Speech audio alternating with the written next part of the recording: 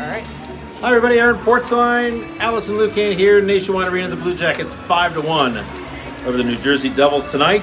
Oliver Bjorkstrand 2 goals the first 8 minutes, and then they just sort of rode it out. They did. The rest of the way. A big goal by Gavrikov midway through the second to push the lead to 3-1. It's kind of hanging around there a little bit, the Devils were. And then 2 empty netters late in the third. A shorty, 2 short-handed empty netters. How about that? I don't know if we've ever seen that before in a game. Werenski from about 195 feet. Yes. And Gustav Nyquist may be the most attractive empty net goal you'll ever see. The most attractive individual effort Yes. empty net goal. Funny what'll happen when there's an empty A net. lot of hyphens there. So Blue Jackets 5-1. This is not a game you would use to sell the National Hockey League to people, Allison, but a workmanlike effort. Blue Jackets have won 4 in a row now, 7-game point streak. These are the kind of games you need to have now and then. Yep, I think this is, let's tick off the cliches. It's a game you're supposed to win. Yes. It's taking advantage of a rookie goaltender with his first start. Yes. It's holding on to a lead. It's all the things this team needs to do if they want to even stay in the conversation. Right. And it's so much has changed now, I feel like, in the last week and a half. I mean, there's still 7 points out of the wild card, so that hasn't changed. But 4 straight wins, 7 straight points, games in 7 straight points. If they had, points in 7 straight games, I meant to say, if they had only done half of this, if they'd gone 2-2 in their last 4, or maybe not had 7 straight games at the point, they are done, like Gonzo. Yes. This is keeping them, it's still a hell of a hill to climb, but they're sort of within sniffing distance now. They're keeping the pack in sight, I would say, with this performance. Yes, and what I think is actually interesting is the major narrative about this team, without us really talking about it much, has changed. We were talking about not finishing. Now we do have guys finishing, and we have a team that arguably in a more compelling story is really overcoming some significant injuries and having some young guys come up. Right. And as Torts said in post-game, get noticed for the right reasons, not the wrong reasons. Yeah. Now, they're not playing 20 minutes a game. No. But they are certainly helping hold down the fort. Now, Ryan McGinnis, son of Al McGinnis, made his NHL debut tonight. The McGinnis family in the crowd tonight watching. He had 7 minutes, 46 seconds, so not a ton of playing time. 4 shots on goal, which I think was second or third best on the team. Yep. And he had most of those early. Yep. You would remember, I'm sure, Jakob Lilia, who started the season with Columbus, played the first 10 or 12 games, went down to Cleveland. He came back up. He played 9 minutes, 2 seconds, 2 shots on goal. There are all sorts of guys coming up from Cleveland because of all these injuries. Stenlund, I thought, played pretty well tonight. Mm-hmm. Gabriel Carlson played pretty well at times tonight. They're dotted throughout this lineup now. And to your point, I think a lot of it is it's a bunker mentality we talked about in the last game, but it sort of has transcended the fact that they can't finish scoring chances.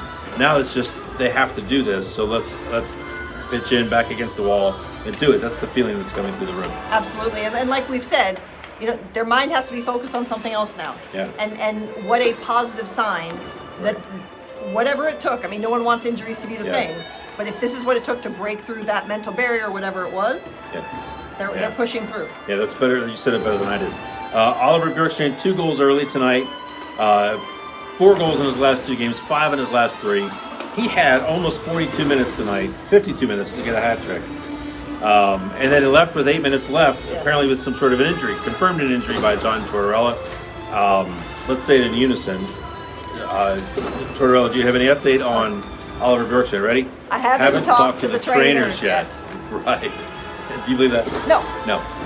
So go ahead. But what we saw in his last shift, there was a cross check to the back, but this wasn't an incident where the player gets checked and immediately goes off the ice and down the tunnel.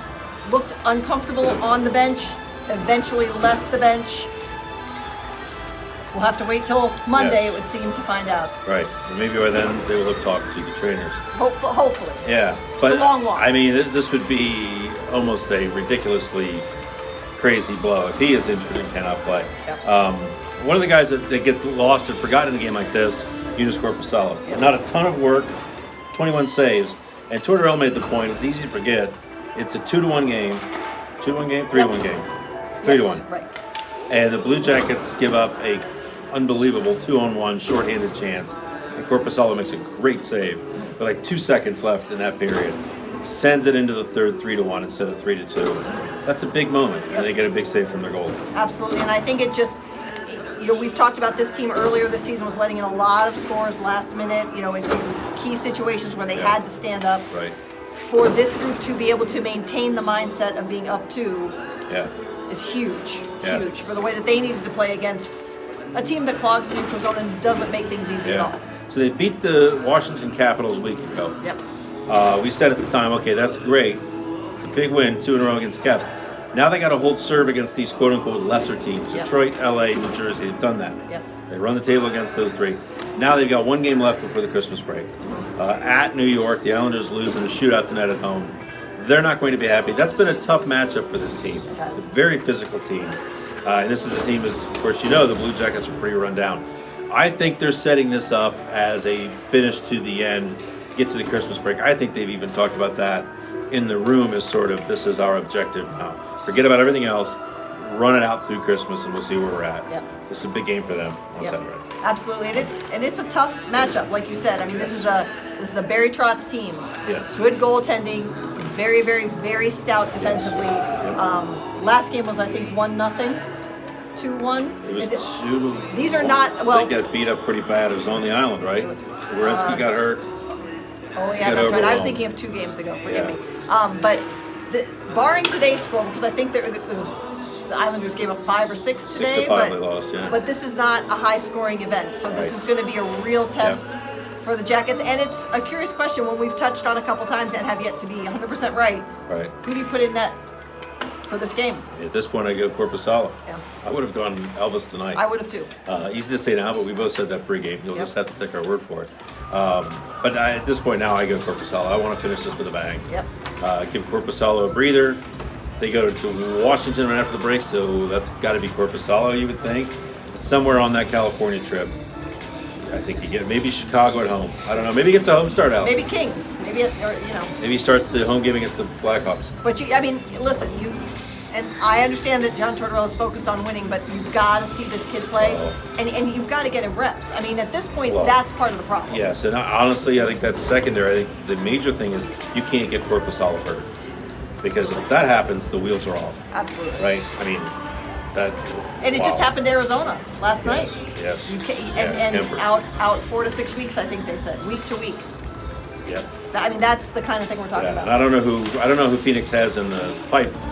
There's nothing in the pipe here that makes you feel long-term comfortable. They would have to make a trade at that point, I would think, and that is no position to be in. So, all right, well, thanks for watching. Thanks for listening. Thanks for reading. We're going to keep it cranking through the holidays. We'll talk to you. Allison and I will on the other side. Tom Reed's going to Long Island. We're going to try to make him do a video. So, thanks for watching. Talk to you soon.